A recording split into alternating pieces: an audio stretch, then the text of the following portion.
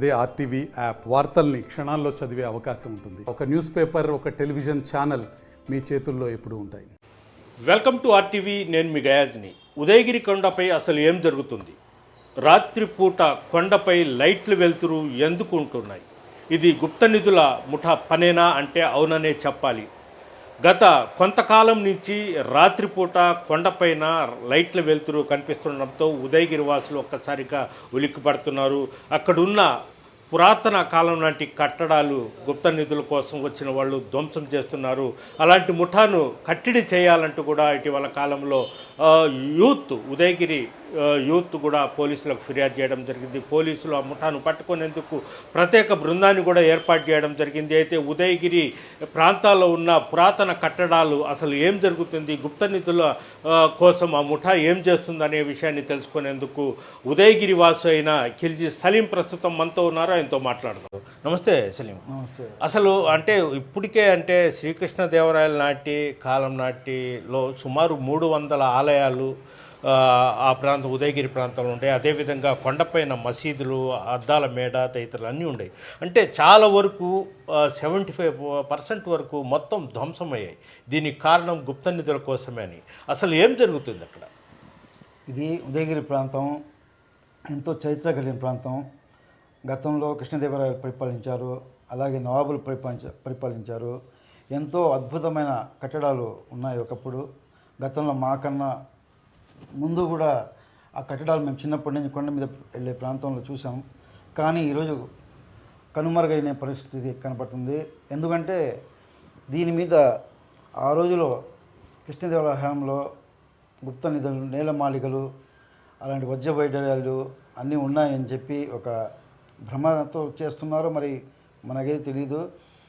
దాని మీద కొంతమంది గుమికూడి ఆ ప్రాంతాన్ని పోయి కొండ మీద ప్రాంతానికి అక్కడ ఉండి దొంగతనంగా రాత్రుల్లో అక్కడే ఉండి దాదాపు 20 రోజులు 25 రోజులు కూడా ఉన్నట్టు మేము విన్నాము. గతంలో కూడా ఒక 5 సంవత్సరాల ముందు ఒక రాయలసీమ నుంచి వచ్చి వాళ్ళు పెద్ద మసీదు అనేది ఉంది పైన. ఆ ప్రాంతం దిగువ ప్రాంతంలో ఒక బావిలాగా తవ్వేసి అక్కడ ఒక గుడి ఉంది.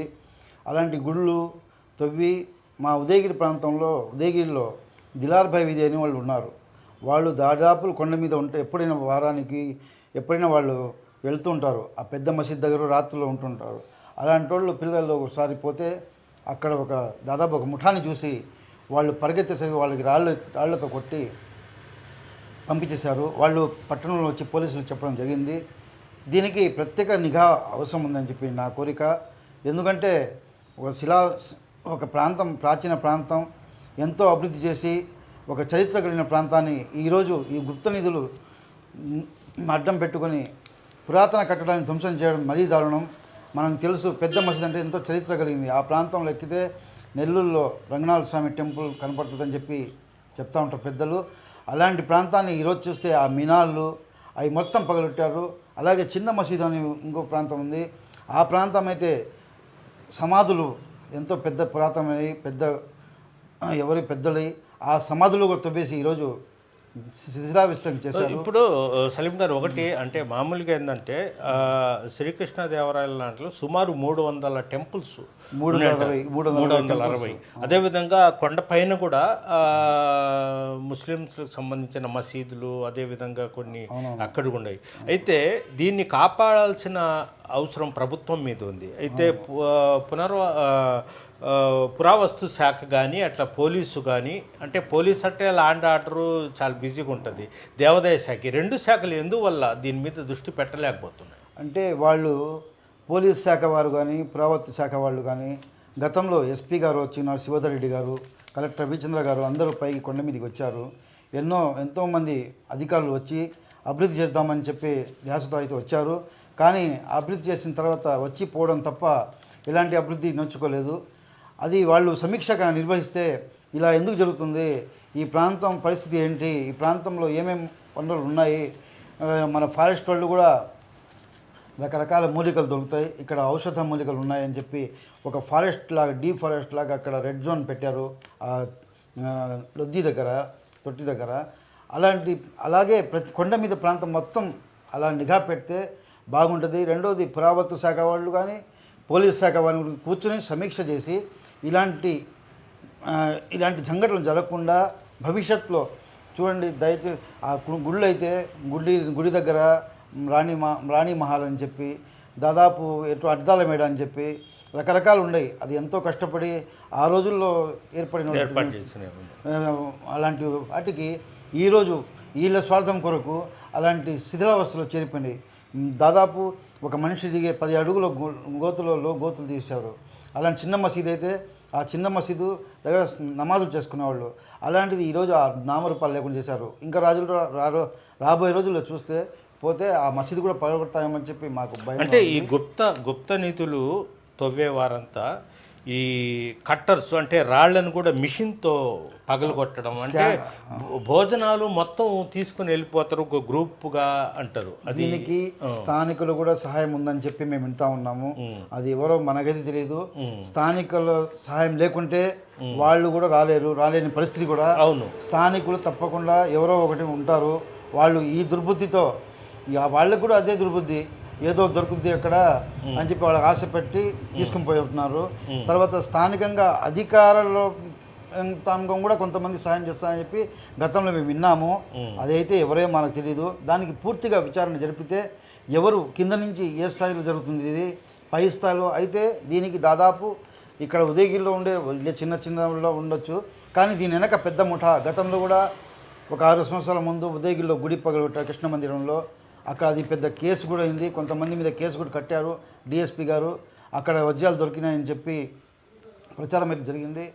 అలాంటి జరుగుతున్నప్పుడు ప్రభుత్వం అయితేనండి ఎండోమెంట్ వాళ్ళు పురావస్తు శాఖ వాళ్ళు ప్రత్యేక దృష్టి పెట్టి వాళ్ళు సమీక్ష నిర్వహించి ఇలా జరగకుండా ఒక జోన్ లాగా ఏర్పాటు చేసి కొండ ప్రాంతానికి ఏమేమి ఉండి ఒక కళలు అయితే దీనికి నిలబెట్టాల్సిన బాధ్యత వాళ్ళది ఉంది. స్థానిక ప్రజలు కూడా ఇందాక చెప్పాను దిలాల్ భాయ్ ఇది వాళ్ళు అని చెప్పి వాళ్ళు ఆదివారం అయితే ఎప్పుడైనా పోతూ ఉంటారు. కొండకి చాలా వాళ్ళు సొంత ఇల్లు చూస్తూ ఉంటారు. గతంలో కూడా పెద్ద మసీద్ పడగొడితే వాళ్ళు పోయి దాదాపు 30-40 మంది పిల్లలు ఆ రాళ్ళని ఏరి క్లీన్ చేసి సున్నం కూడా కొట్టారు.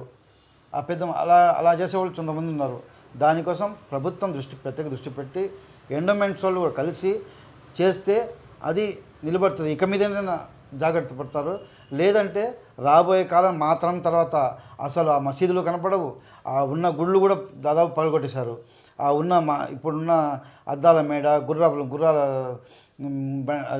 ఇది ఉంది.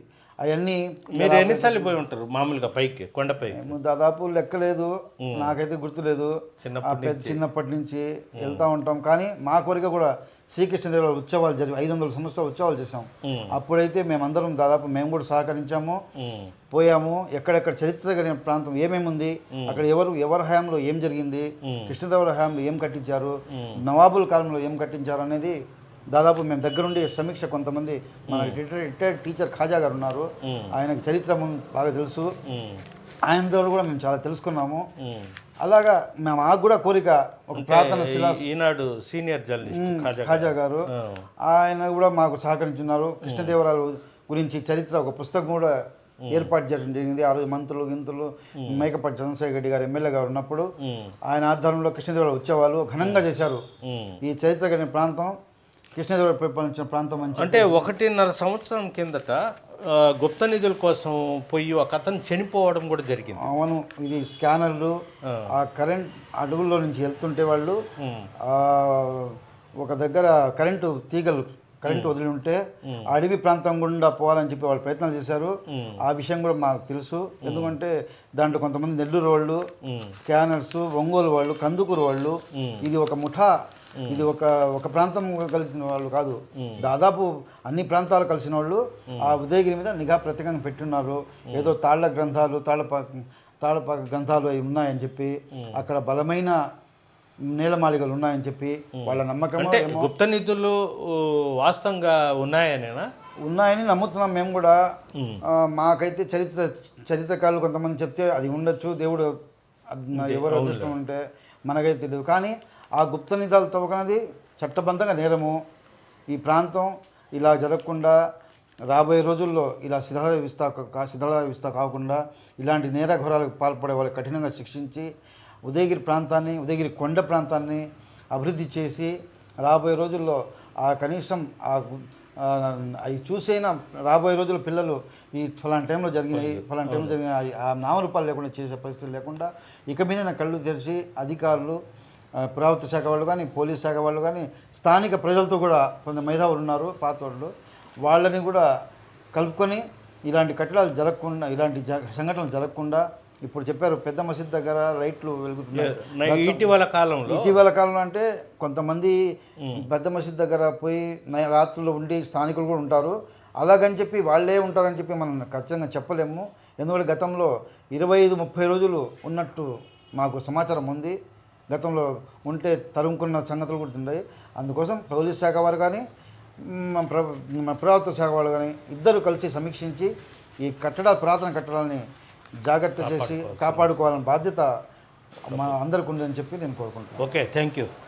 ఇది పరిస్థితి. ఉదయగిరి ప్రాంతంలో సుమారు 300 సంవత్సరాల కిందట అంటే శ్రీకృష్ణదేవరాయల కాలం నాటిలో 360 గుళ్ళు, అదేవిధంగా కొండపైన మసీదులు ఆనాటి నవాబులు కట్టించిన చాలుండే. అయితే క్రమేణా గుప్త నిధుల కోసం వాటిని ధ్వంసం చేస్తున్నారు. అయితే వీటిని కాపాడుకోవాల్సిన అవసరం ఎంతైనా ఉంది. ప్రభుత్వం దీని మీద దృష్టి పెట్టి దీన్ని కాపాడాలంటూ కూడా ఉదయగిరి వాసులతో పాటు యావత్తు జిల్లా వాసులు కూడా కోరుతున్నారని కూడా సలీం కోరుతున్నారు. వీడియో జర్నలిస్ట్ ప్రదీప్తో గయాజ్, RTV, నెల్లూరు నుంచి. మరిన్ని వీడియోస్ కోసం ఛానల్ ని సబ్స్క్రైబ్ చేయండి. లేటెస్ట్ అప్డేట్స్ కోసం వాట్సాప్ ఛానల్ ని ఫాలో చేయండి. అండ్ లింక్ డిస్క్రిప్షన్ లో ఉంది.